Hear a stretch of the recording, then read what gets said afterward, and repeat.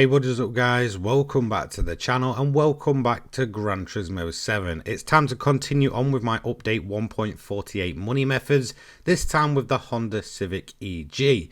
This is going to be actually a two-part money method, one with a 600 pp build that you're going to see today, and then down the line a 700 pp build for Le Mans and all the WTC 700 events. So without further ado, let's get straight into it and have a look into this vehicle. So first up, obviously we're going to look at the price point for the Honda Civic EG. It comes from the used car dealership. As you can see, this is the Civic SIR 2 EG 1993. Obviously it's going to have some mileage on it. It's going to cost you 52,100 credits. Really not too bad, to be honest. In terms of displacement, 1595cc. Drivetrain is of course an FF layout. 167 brake horsepower, and then in terms of the weight, it's going to be 1070 kg, naturally aspirated. Now the first things you're actually going to want to do with this build is add on the wide body and also complete the engine swap for the B18C engine from the Honda Civic Integra. This gives you plenty more power to play around with. In terms of the wheels though, this is completely your personal choice, but I recommend the width as a wide and also the offset as well.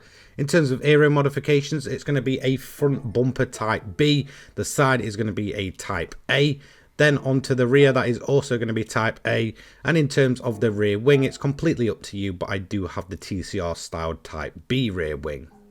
Other body modifications also include the roll cage. In terms of this, I recommend roll cage type C, which is going to be the full cage. This does affect PP rating. So of course we have the B18C Integra 98 engine in terms of tires, it's going to be sports hard front and intermediate at the rear. Fully customizable suspension with the body height set to 110 and the rear to 130. Anti-roll bar at the front is going to be set to 6 and then 7 at the rear. Compression next, that is going to be 35 at the front and 40 at the rear. Expansion is up next with 45 front and 50 at the rear. Natural frequency going to be a little bit lower than usual, 2.60 at the front and 2.85 at the rear. Negative camber angle, you can reduce this quite a bit to 1 and 1.5. Toe angle 0.05 outwards at the front and 0.15 inwards at the rear. Fully customizable differential. Now onto the torque, this is going to be set around about 20, acceleration 30 and braking 5. Whilst I always recommend having the braking at the minimum amount, these two up top, both torque and acceleration, can be played about with. Depending on how you want to run this car, you can feel free to just adjust these to your personal preference.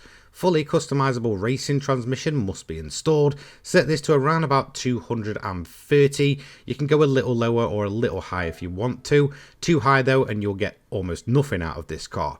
Final drive is going to be 4.350, fifth 0.867-320, 1.082-251, 1.428-190, second gear is 1.965-138, and then finally first gear is 2.932-92. This is fairly decent overall for this car. Ballast is going to be at a minimum of 16 with a positioning of -17. No power restriction on this build. We do have the fully customizable ECU. We're going to go for very little downforce on this car to give it mega top speed on the big long straight of Tokyo. So front downforce at a 0 and then the rear at the minimum of 50. This is just about right, just to keep that rear end planted but also give it a very high top end. Medium RPM turbocharger, racing intercooler, racing air cleaner, racing silencer and exhaust manifold. Brake system, carbon or racing is completely up to you. They're basically both the same. Racing brake pads, handbrake, you don't really need to go ahead and change. Brake controller, I do recommend. You can obviously change this on the fly. Then up here we have the racing clutch and flywheel installed as well. Perma mods, we have everything, so bore up S, stroke up, engine balance tuning, polished ports, high lift camshaft S, titanium connecting rods and pistons, racing crankshaft, high compression pistons, all of the weight reductions, stage 1, 2 and 3, and then of course increased body rigidity. And that is going to complete the build for this 600 pp. Feel free to pause at any moment. Next up, race difficulty. I fully recommend just planting this one on easy difficulty. It is completely up to you though. This car is able to tackle every single difficulty of the bunch. However, easy just seems about the right setting for this car. Next up, you want to head into World Circuits, and you're going to be heading over to the far right to Asia. Once you click on that, you're heading over to Tokyo Expressway just here in Japan. Click on that and then you're looking for one very specific event. Of course, it's the WTC 612 lap event with the maximum reward of 550,000 credits. This is perhaps one of the best money earners in the game. However, it does have a fair few requirements. Once you go ahead and enter it, you may see that it won't actually allow you to change any tyres during the race, so just be aware of that. That is because we do have the mixed compound of tyres on. However, you shouldn't really need it or need to actually change throughout any part of this race. So in terms of the build itself, let's just quickly discuss this. So obviously I was playing around with the B18C engine swap, which obviously comes from the Integra in the Honda Civic EG, perhaps my favourite generation of Honda Civic to ever be created. Now in terms of the build itself, I did originally plan the 700 build, which in my opinion is where this car really shines, and you can get a ton of horsepower out of this car, very much going for that sort of TCR high revving build that Hondas are known for. However, I then also decided to play around to see if I could get it low enough to actually perform well at the 600 pp Tokyo event, and well it did. So I thought I'd just go ahead and split this car into two separate builds, one 600 and one 700, which I will release in a few days. It is a little bit different from what you're seeing here. Overall though, this is a very versatile grinding car. Really, you can't go wrong with it. So let's move on to the actual strategy.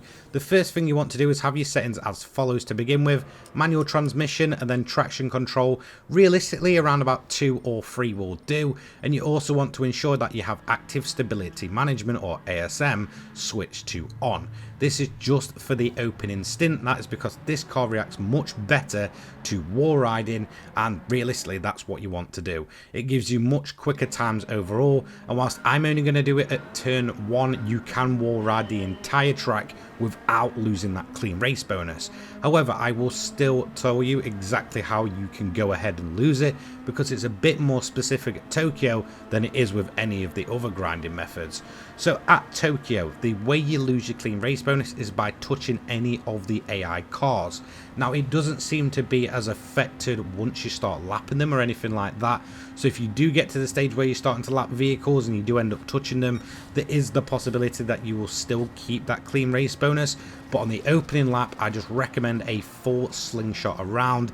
This way you're kind of staying out of the way of the AI. If you even slightly touch them or they touch you, that clean race bonus is gone. Also, at the back of the track, there is a few cones on the final hairpin and a white line. If you drive over that, that is also the other way you lose the clean race bonus at Tokyo Expressway. It's very specific. It's only the, one place and the entire track where that clean race bonus will just disappear.